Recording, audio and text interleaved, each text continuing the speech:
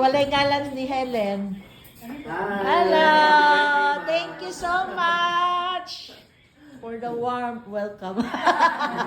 Warm birthday greetings nga advance para ugma. Thank you. Ano ni among food for today. Another surprise ko nuhay, nakabalumang ko. Thank you, Jem.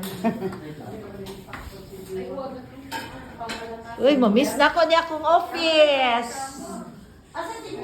Akong kauban after office hour. Thank you. Birthday to you. Happy birthday, happy birthday. Happy birthday to you. Happy birthday. Thank you so much. Wish for all of us. God bless to all of us. Good luck po. Ma'am Norma is next in line. Thank you. Wish to be a fish. Occasion wherein we celebrate in advance Ma'am Helen's 65th birthday.